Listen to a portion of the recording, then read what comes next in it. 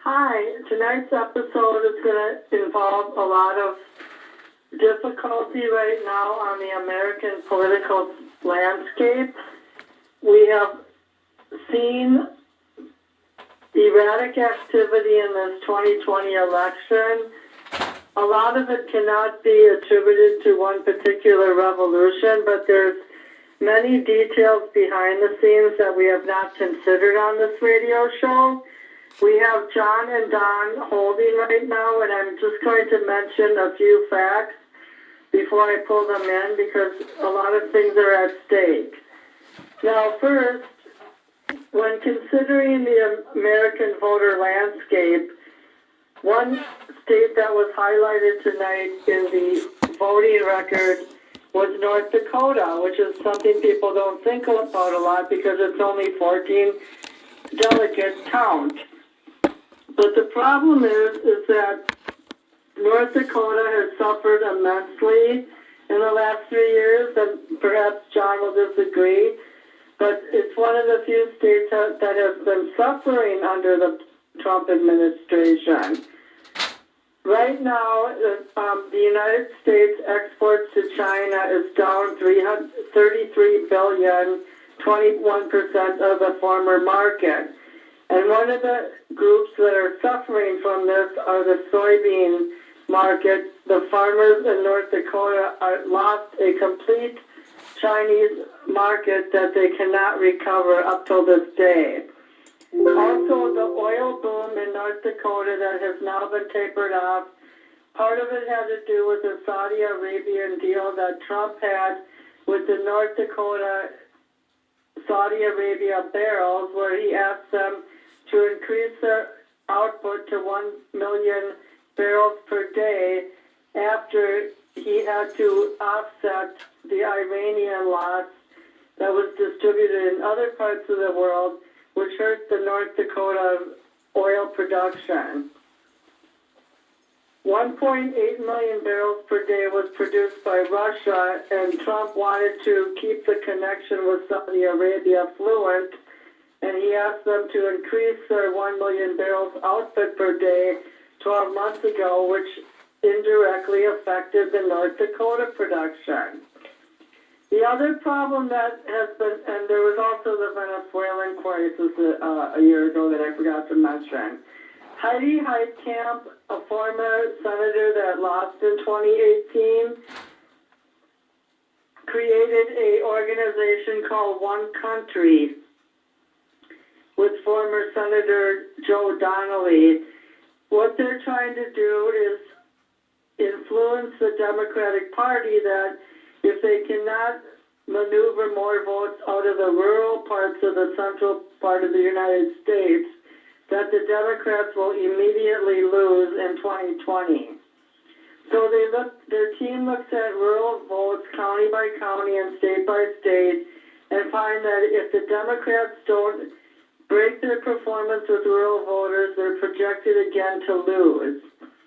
What they do is they take a bus and they go around the area and talk to individuals, and they found from farmers and seniors and other people that the expanded Medicare program is working for rural voters.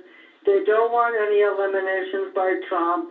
They want their soybean market back, and they need improvement. Another topic we're covering tonight is Bernie Sanders, and why he lost so badly in Michigan is hard to tell, being that the Muslim community strongly supports him there. And I'm going to play this clip from the takeaway on National Public Radio. Thank you for the opportunity. Welcome to the table. Michigan, Mississippi, Missouri, North Dakota, Idaho, Washington State, you will be heard. I think the American people at this incredibly complicated and difficult moment in our history are entitled to thoughtful answers to the crises we face. Today is the second big multi-state contest of the Democratic primary. There's a lot at stake. People in 6 states vote today. Joe Biden and Bernie Sanders are the two frontrunners remaining. Now, for Senator Sanders, this is a chance to show that he's still competitive in this primary. He's hoping some Michigan momentum might give him the type of upset he had in 2016 when he beat Hillary Clinton in that state despite lagging in the polls by double digits beforehand. The Muslim vote is key in Michigan. Sanders has so far been dominating it. On Super Tuesday, he won almost 60% of the Muslim vote. That's more than double the support Muslim voters showed Joe Biden. In Arabic, uncle, you say Ammo. So when I say Ammo, you say Bernie, Ammo. Ammo. I say Habibi, you say Bernie, Habibi. Habibi. Now, there are only about 1 to 200,000 Muslim voters in Michigan, but if this turns out to be a close contest, Muslim voters could be the deciding factor. But is it enough to help Bernie Sanders pull off an upset in Michigan and change the course of this race? And why are Muslim Americans supporting Bernie Sanders in such large numbers? Joining us to discuss this is Aisha Khan. She's a reporter at the Religious News Service, and Youssef Shahoud is also here. He's a political science professor at Christopher Newport University. Thank you both for being here. Thanks for having me. Good to be with you. Aisha, why have Muslim voters been supporting Bernie Sanders in such large numbers compared to other candidates in this race? The issue is there's a desire for structural change. Biden has kind of presented himself and marketed himself as a candidate who will provide consistency, a return to normalcy is his phrase. There's no desire for normalcy to go back to that era. For Muslim Americans, there's a desire for just to turn the political system upside down and build from the start in a way that Senator Sanders has really promised. Turning the political system upside down, Youssef. That's how Aisha portrays it. Now, Dearborn, Michigan is home to the largest Muslim population in the United States. How do you think that will factor into the primary? Well, Muslims as a percentage of the American population are a fairly small proportion. So they're never going to be a so-called swing vote on a national scale. But when you narrow the scope geographically, and particularly when you think about state-level races and primaries within states, well, then they actually have a chance at that point to effectively move the needle. Last time around in the 2016 primary in Michigan, the Arab American and Muslim American vote was credited in part with giving candidate Sanders at that time his surprise win. Now the polls this time around seem equally, if not perhaps. Okay, I'm going to cut now. So the main topics tonight are the marginal rural voters of the upper and central Midwest, the minority factions, the fact that Joe Biden has practically slaughtered Sanders tonight. The only state he won in is North Dakota, I think. And we have Wade, John, and Don on the line. I'm going to put John in first because he's my immediate front-runner co-host. Hi, John. John? Hi, Don. I'm not John is on the air, but he's not talking. Are you calling on Pat's phone? I'm calling on another phone. I'll be getting mine Thursday. But, yeah, hello, Dave. Hello, everybody. Yeah, so tonight, hi, John. We said hi, but you didn't respond. Yeah, my mute button was actually on, and I had to bump it back on or off.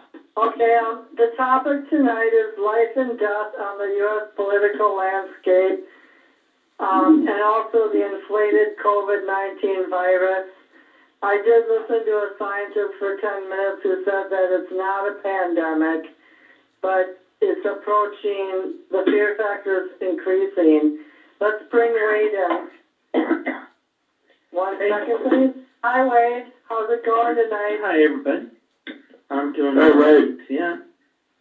Hey, guys. Yeah, I just wanted to mention briefly, like, it is kind of, I overheard a pundit say today that Biden's sweeping effect ever since South Carolina, because they said that he started running for president in the 80s. And up until last week, he never won any primary in any time he ran. And all of a sudden now, bingo, he's annihilating his opponent.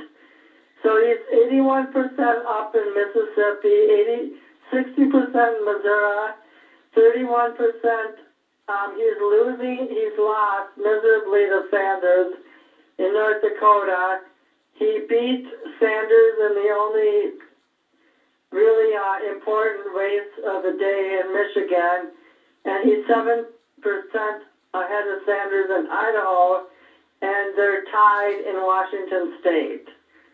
So whatever topic you guys want to start out with, I heavily covered what I felt like the rural problem was in North Dakota, where the rural voters are suffering under the oil bust, the expanded Medicare that Trump's threatening to end, and the crash of the oil market, basically due to Trump bartering with Saudi Arabia for better oil prices, and the Chinese soybean market that disappeared after the tariff situation. So where do you guys want to start tonight?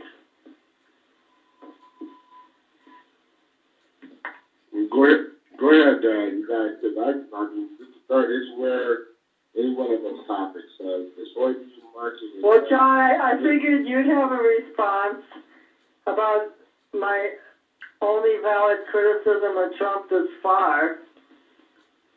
Well, actually, it's an interesting criticism. There's a couple things to consider. As you know, half of our hosts don't believe in a thing called QAnon or Donald Trump being associated with QAnon. This week, I think you all know I send checks regularly, and there's one I always send, and that is, nothing can stop what is going to happen. Nothing. And, I've said that many, many times. Well, this week, someone put up a meme. It showed, they superimposed Trump's face with a violinist. So he has a violinist, basically Trump is playing the violin. And it says, and now for my next piece, I call it, nothing can stop what is going to happen. And Trump commented on it. He said, I don't know, I'm not sure what this means, but I like it.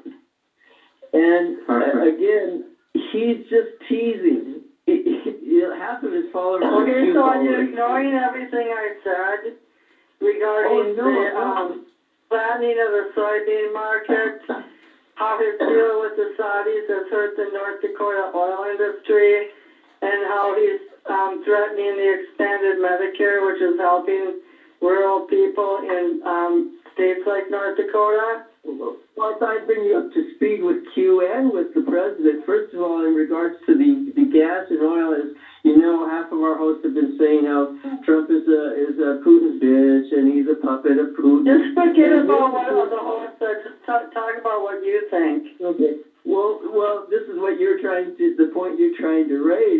The fact of the matter is, Putin has stood up and said, hey, we have to fight against the U.S.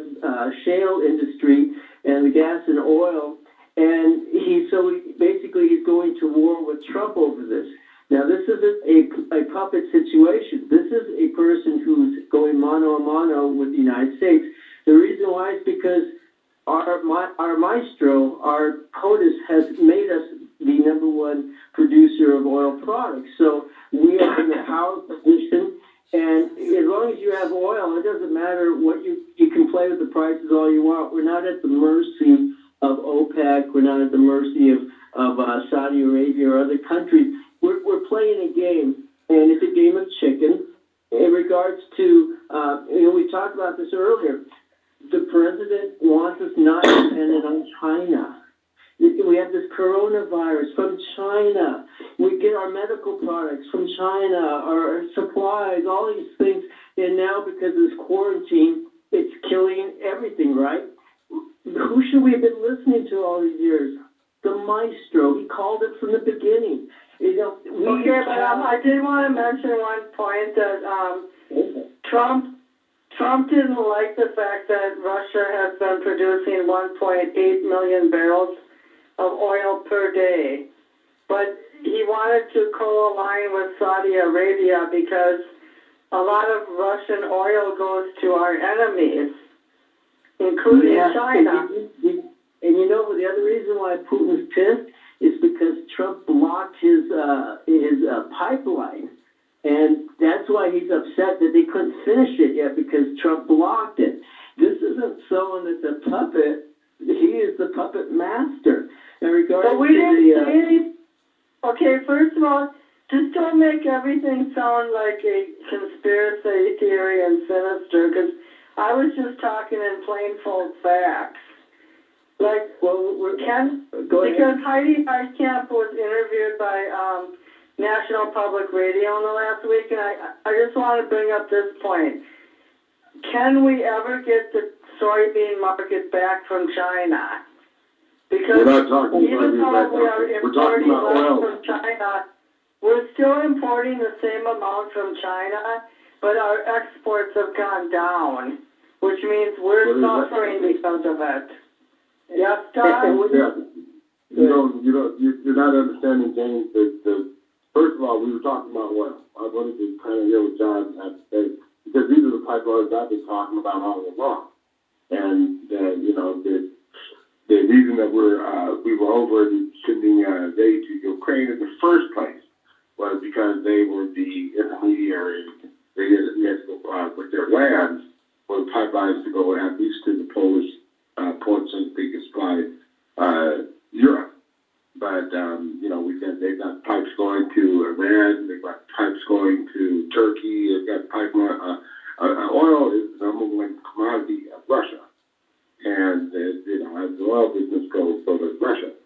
And I think that John, even though he did say that. Wait, call dropped. All right, well, he'll come back. But anyway, the soybeans are grown here, sent to China to pack, and then sent back. Now, I don't know how the flow actually goes, contractual flow, but I'm sure that they're able to keep a certain amount, and they probably needed to, within the last few months, for this virus and sustenance. So there are things that the flow of soybean production is not necessarily with China. I'm not saying that it has something to do with the oil. I'm saying that the farm, Minnesota, North Dakota, South Dakota, and some other states lost their number one market. Wisconsin, Illinois, they've lost a huge soybean market to the tariffs. And, the resultant food, the shortage of farm. That there was a while there that 2 farms a day were going bankrupt, closing down in Wisconsin. That's tremendous if it went over time. But this Russian thing, Russian oil, Russia's that's their primary commodity. And so any kind of disruption affects the entire country. Is that what you're kind of talking about, John? Basically that, and going to the soybean, Trump's China deal, and realize this stuff is agreed upon, but it hasn't gone into effect, just like, USMCA, Canada, the Mexico-Canada agreement. The agreements have been made, but it still takes, 6 months to a year before you see the effect of it. The deal he made is, he wanted, I think it was $20 billion or something of China to purchase our farm products, and Trump said triple it. He said, no, make it 60. And the farmers are like, we can't come up with enough production. He said, you'll find a way. You buy more equipment, get bigger tractors. So again, people are reacting like the Corona thing. They're just getting it's crowd control. You have to look at the big picture. The big picture is we have to negotiate strong with China. That's what the tariffs were about. And that's what he won. He bluffed them down, and he got the deal. And we're going to triple up on this stuff. And he's been getting the tariff, and he's been allocating that money. There's, I think, $11 billion, and then another $17 billion that's going the farmers' way. There's going to be some casualties, but realize You know how many casualties we had over the last 20 years to China, selling out our country? So, you know, you can't undo 20 years in 3 years. He's going as fast as he can with a Senate or a House that's trying to assassinate him politically. And the press is trying to assassinate him. So, you know, as a country, we need to find out who the winner is and go with it. We win when the country wins. And, you know, we have to go with the president. You're starting to sound like Karl Rove, and you work for the Bush administration. So all I'm saying is, you're starting to sound like CNN, Jane. You're starting to sound like the crybaby. Okay, I'm just bringing up a certain point. And the whole reason, I didn't invite this topic into my own brain tonight. I heard about it. My point is this. Yeah, I'm not just trying to downplay Trump because, well, there were two things I heard today, and I'm just going to state the information, and you guys can observe it how you want. First of all, I did look into, we both us and Canada and another country, we make over 1 billion metric tons of soybean production per year. 1/3 of our market went to China, and about 3% went to Mexico, 2.88 to the Netherlands, and 2.9 to Indonesia. Now, the only reason why this story caught my attention is I've already known that the soybean market was in disarray. The reason why is because Heidi Heitkamp, the former senator of North Dakota, made a very valid point. She said that, let's say 5 years from now when Trump's no longer president, could we win back the market of China? Would they want our soybeans still? Or maybe they're getting soybeans from Iran or Venezuela or Cuba or Chile. Like, who knows once we lose a market, are we able to get it back? It's not about me thinking Trump's a champion versus a non-champion. I'm thinking in the long term. And then also, we don't really have Wade's battery died. By the way, and he'll be calling back later. But the only thing I was going to say is,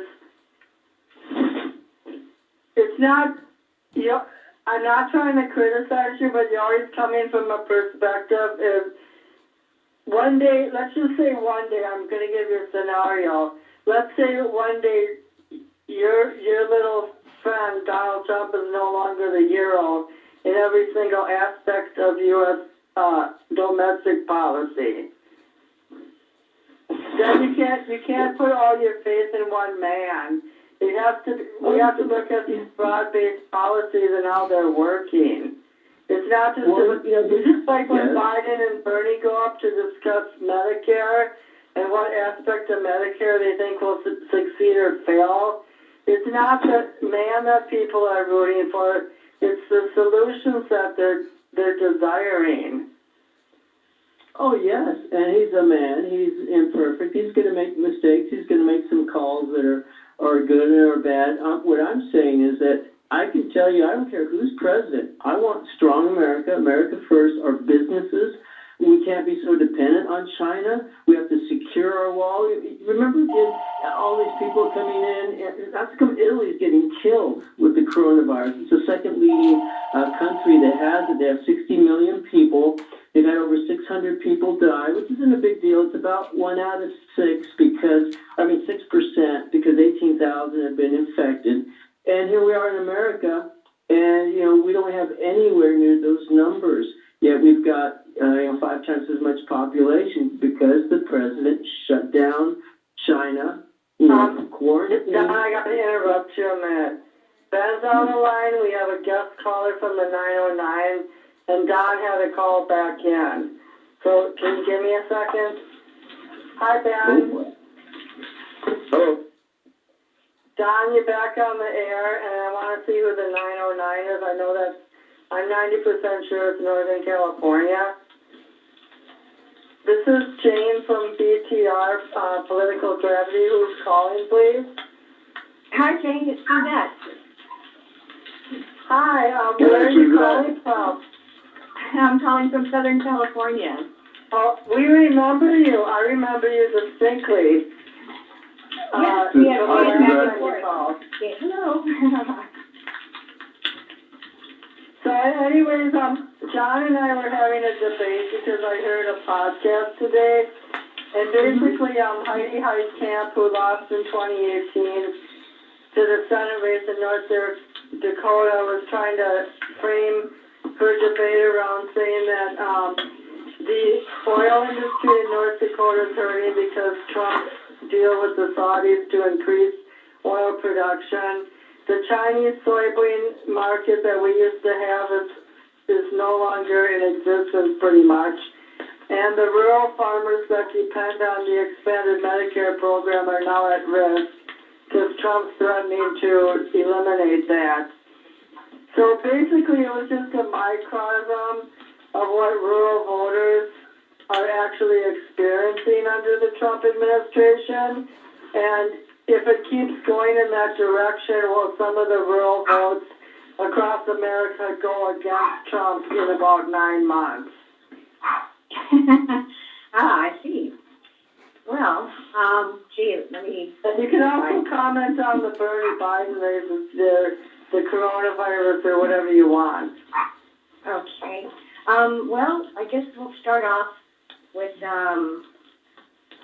the oil thing that's happening with that. The reason why Trump is mad at Putin is because if Putin doesn't reduce his production, and with the Saudis lowering their prices on oil, you got the two of them working, as far as in tandem, trying to take each other out, not realizing, since we are energy dependent, what that ends up doing is driving oil prices down, which is good for the consumer. But then when we have shale, fracking, and new industries with oil, that hurts our industry because they can't recover their costs because of all the new drilling stations and so forth. So that will end up start taking out our energy independent part when it's just starting to get off the ground. And so that's why Trump is upset with that, because normally countries will, in a crisis of some sort, will do the gentleman thing, if you will, as far as, okay, we'll back off, and we'll give it to you, let you guys recuperate, so everybody can recuperate, so we can start from zero, and then we'll go at it once the crisis is over. But Putin didn't do that. And I believe gentlemen are correct in saying that Putin is holding some resentment because of what he did with the pipeline, and also encouraging Germany to stop purchasing oil from them, that we were going to provide the oil for Germany. Now in Minnesota, that there was an Enbridge deal to Minnesota and Wisconsin of a pipeline going all the way up to Canada that was approved, but in North Dakota there was a lot of protests about the oil. Well, I wanted to say something before we're off the topic. Also, sure, Pat, go ahead.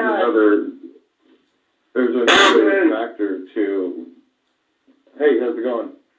There's another factor to why Russia doesn't want to play, gentlemen with us right now, because they're suffering too. They just finished an actual highway that connects Russia to China, and they actually shut it down for the virus. So they're actually losing a whole bunch of business right now because Russia doesn't mess around when there's a virus spreading. They close their borders. So they've spent a lot of money and effort to get this highway connected to China, and they closed it right when it opened. Right, and they still have sanctions, American sanctions still, too. And so with that closed, that's really going to hurt them economically, absolutely. Absolutely. But, nobody could have predicted that closure and the coronavirus, because of the coronavirus, or even the coronavirus even being the reason. So, there were tensions before that. But doesn't Russia have some people going in and out of the country? Like diplomats and necessary people? I have heard, maybe, probably, but as far as people coming in, they're, I guess, not allowing anybody to come in, from what I understand. Now, if a diplomat leaves and comes back, I don't know if they're quarantined. I don't know how that works, actually. I can't really speak to that. Yeah, John, do you want to refresh some of the stuff we've been talking about the last few minutes? Well, it's interesting because, again, we have to look at long term. Don't look at the next month or two. I think it's actually good they're shutting everything down because that way this thing can't explode. We're talking about coronavirus, but it's crowd control. I was talking to Jane earlier today. What's the average age of the person who dies from coronavirus? I think, oh my God, what are we going to do? It's 80 years old. Are you 80 years old? Then stop worrying. Please. No one under 16 has died from this thing. It doesn't affect young people. You know what the perfect breeding, the sweet spot for the virus is? 47 degrees. Now, in Jane's part of the land, yeah, that's going to be an issue. But I can tell you, in a month or so in California, our average low is 51 degrees. This is going to burn off. So all you got to do is clamp it down, like Trump did.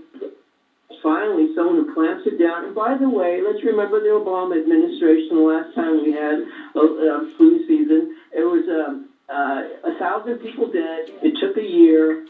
And here with Trump, he shuts it down in 3 weeks, and they're complaining. I talked to a woman at the store, and she started going on, this is Trump's fault. I said, really? Oh, yeah, he fired, or he didn't hire this one person, and he wanted to be in charge of it. What does this person have to do with people not washing their hands, not getting sick, and meeting in groups of large groups? Like, it doesn't matter who's in charge. You have to use common sense. You have to calm down and stop being stupid.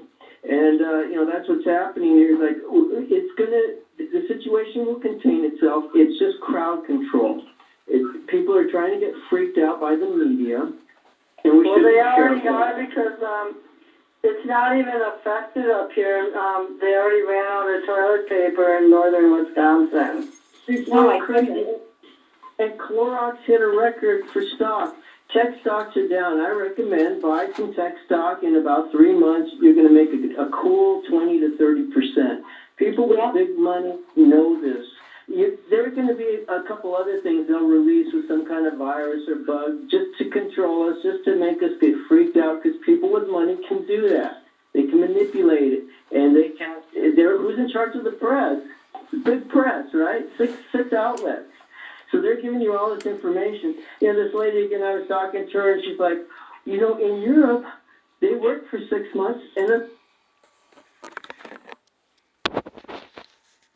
This is Jane. It's part 1 of our episode that was aired earlier this week on Tuesday. Stay tuned for the next part, how the Democratic Party has been fractured. Thank you.